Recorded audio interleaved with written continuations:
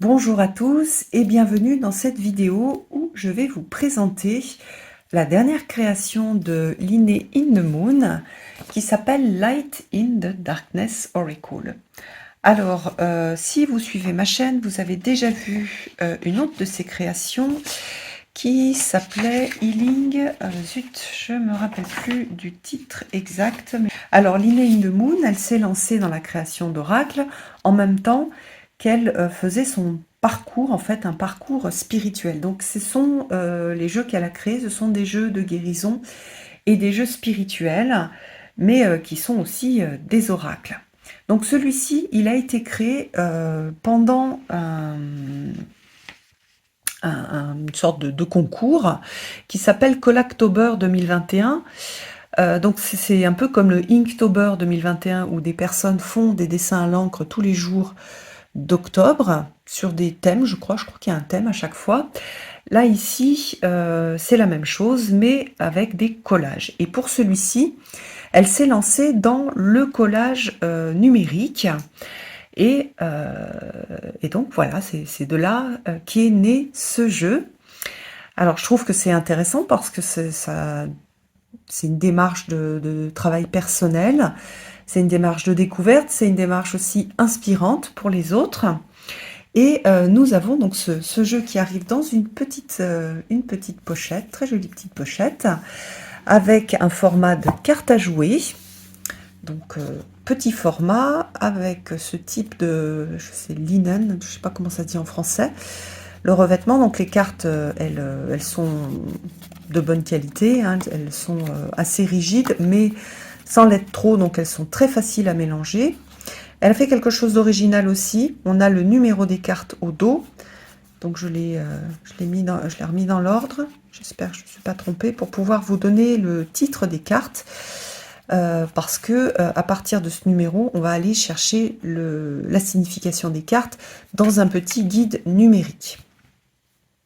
Alors voilà la carte de présentation que je trouve très jolie. J'aime beaucoup le dos aussi. Alors, donc dans le mini livret, alors attendez que je le remette, oui.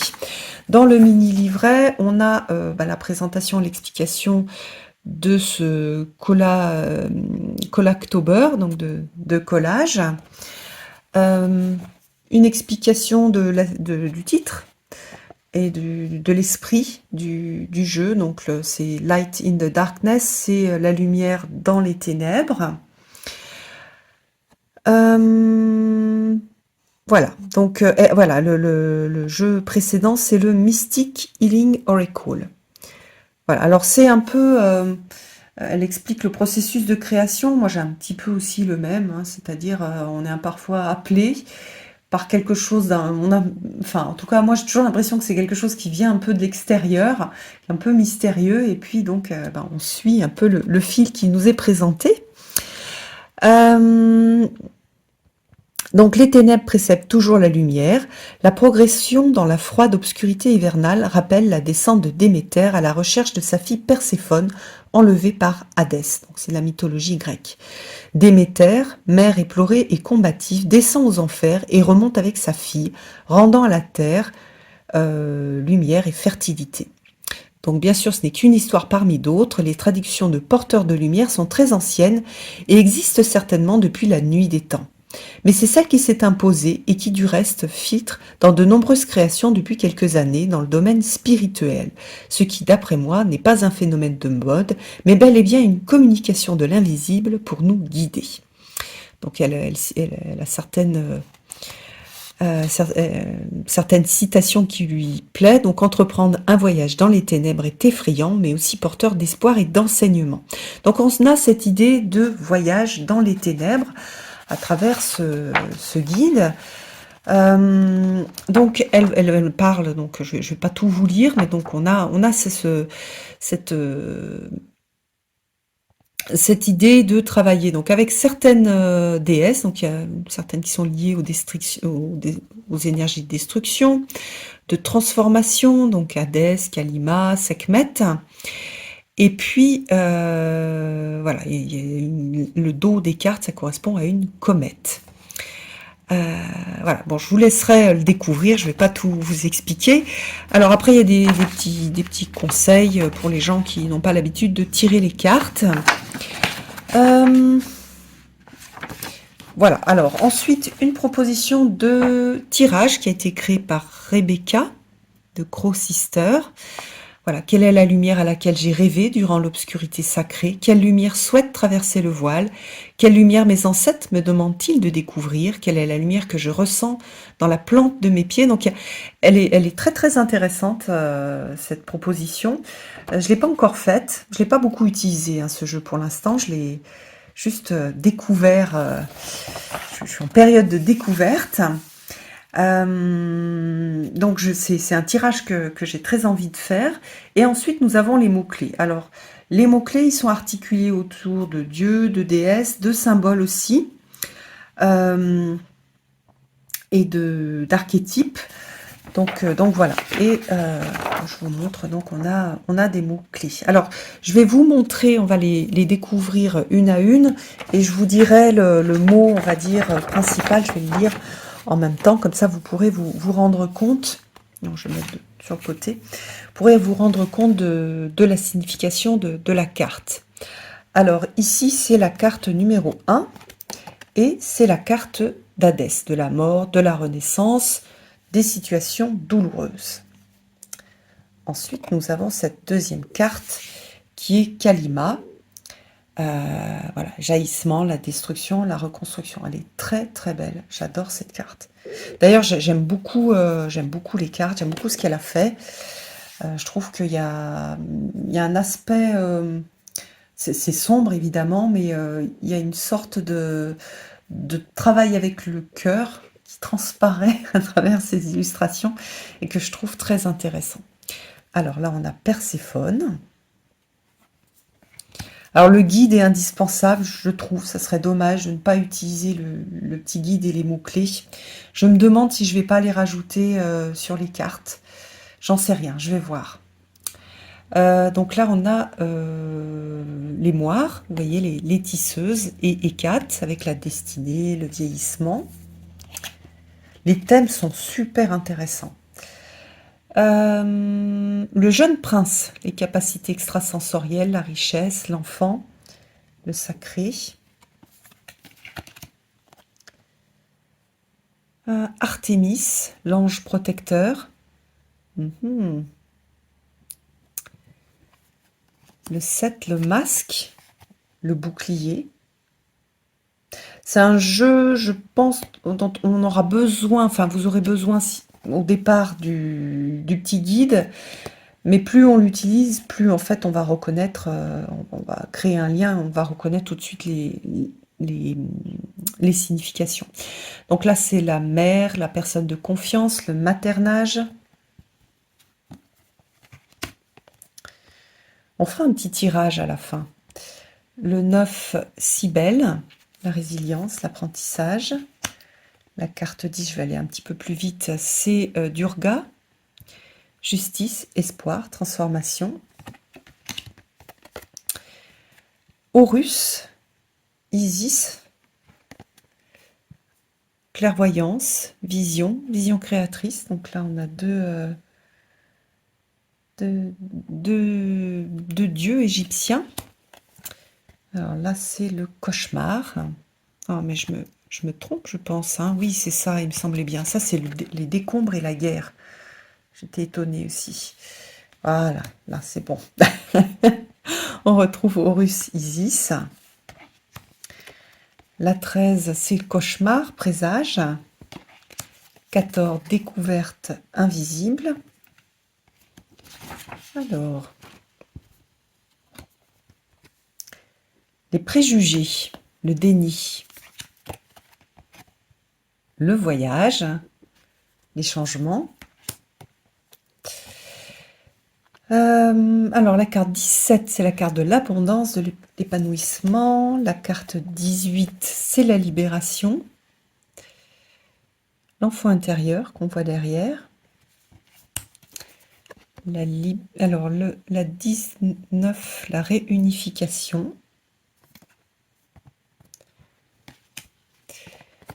La créativité.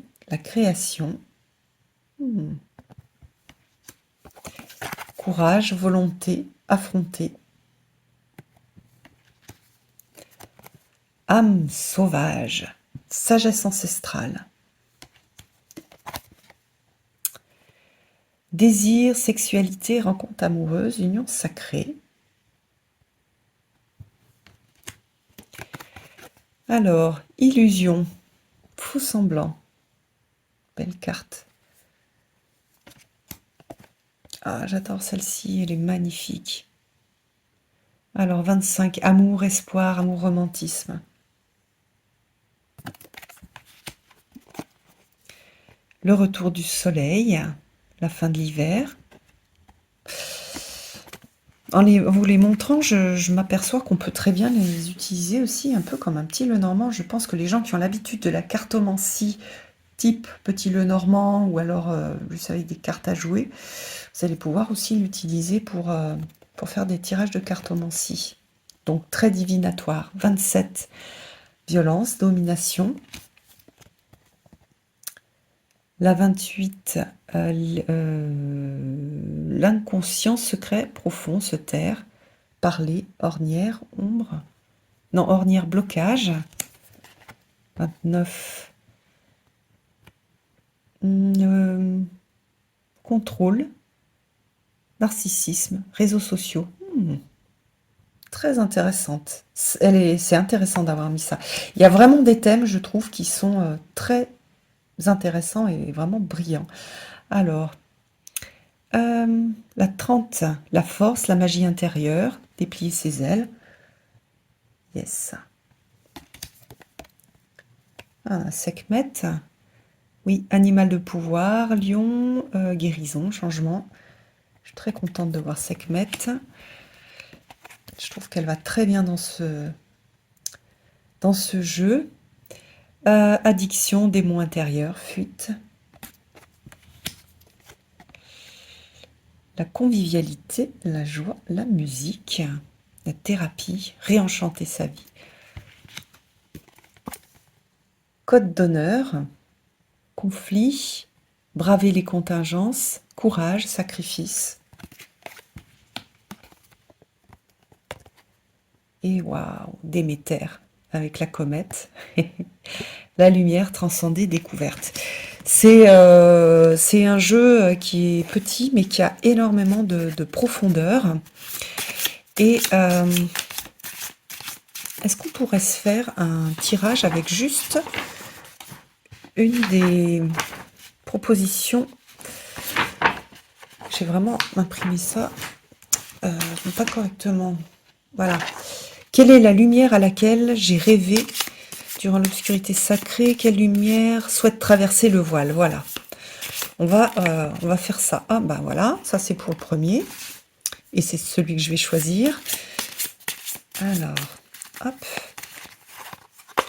Le 12. Et hop, 35. Alors, je vous laisse choisir, oups, la 1, la 2 ou la 3. À moi. Donc, c'est quelle lumière souhaite traverser le voile pour moi?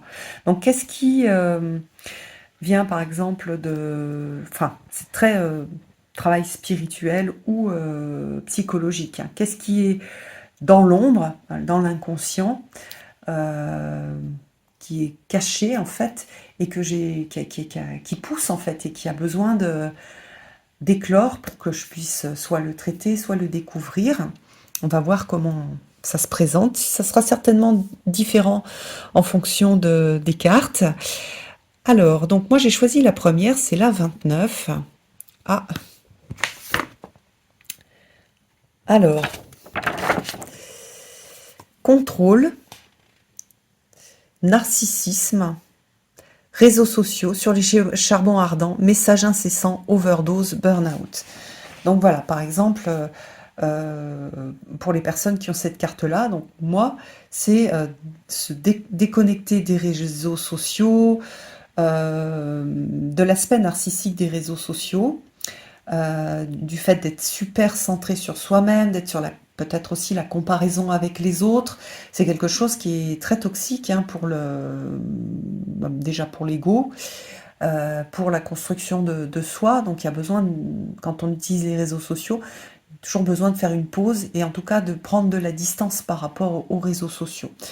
Alors surtout quand, par exemple, on dépend un peu des réseaux sociaux aussi pour présenter son travail, quand on est artiste, quand on est créateur, quand on est auteur, c'est important de prendre aussi de la distance. Donc par exemple, ça, c'est plus une carte ici psychologique, donc plus un message psychologique, plus un message aussi, on va dire, sur le moment, qui ne va pas demander un travail énorme, plus stop, voilà, c'est les vacances, fini les réseaux sociaux, et je profite des gens que j'aime, je profite de la création, ce que j'aime créer, et je me déconnecte en fait de la vision du monde et de la lumière des réseaux sociaux. Voilà pour la première carte. Vous voyez, on a quelque chose de très très intéressant. Pour les personnes qui ont choisi la carte 12, ah, on a Horus. Alors, Horus Isis. Alors on a cette idée de clairvoyance, de vision créatrice, projection, planification, volonté, voyage, réflexion, alliance, réunification. Donc pour certaines personnes, ça va être de reconnaître la capacité que vous avez d'avoir cette vision, où on vous êtes invité à avoir cette vision, cette clairvoyance, cette façon de créer votre vie, de quoi vous avez envie, comment est-ce que vous pouvez vous projeter dans l'avenir et comment est-ce que cette projection peut vous aider à avancer, par exemple. Au niveau de la clairvoyance, c'est des intuitions, des messages que vous pouvez voir à travers, par exemple, peut-être des synchronicités, des rêves, des ressentis, et qui vous donnent des directions à prendre. Qu'est-ce qu'on a d'autre? Oui, la projection, la planification. Donc après, ça c'est beaucoup plus ancré dans la matière. Planifier pour pouvoir aller là où vous avez envie. Voilà, il y a une idée de réflexion aussi et de réunification. Donc celle-ci, elle est plus à plusieurs niveaux. On va avoir le côté très mystique avec cette idée de clairvoyance, de vision, jusqu'à la partie très matérielle de la planification. Et puis, ceux qui ont choisi la dernière, qui est aussi la dernière, c'est Déméter. Elle est magnifique cette carte. Alors la comète, donc faire la lumière, transcender, découverte, vérité, guide, protection, fin heureuse, affronter et ou dépasser ses peurs et l'énergie féminine. Donc là, il y a pas mal de notions dans cette carte-là, donc ça va dépendre un petit peu de où vous en êtes.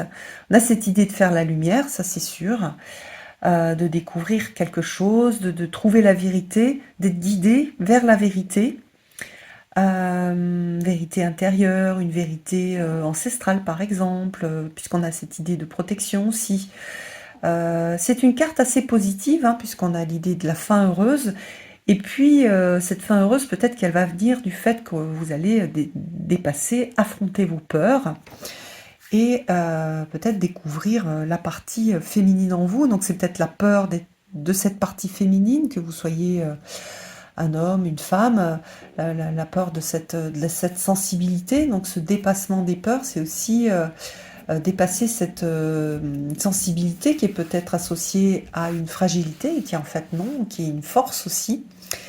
Voilà, donc plutôt une carte assez complexe, je trouve, avec beaucoup de choses, mais qui va vous parler en fonction de votre situation. Donc vous n'aurez pas forcément le même message selon ce que vous êtes en train de vivre actuellement. Voilà, donc en résumé, je trouve que déjà, il y a un très joli travail, et puis il y a quelque chose de très profond dans la structure du jeu. Voilà, le choix des thèmes, je trouve même plus abouti que le précédent. J'aime bien en plus le côté petite carte. Je pense que je vais l'emmener. Je vais l'emmener en vacances voilà, pour faire du travail. Oups. pour faire du travail personnel. C'est vraiment un chouette jeu pour faire du journaling aussi. Euh, voilà, il est vraiment, vraiment bien réussi. Bravo. Bravo pour cette création.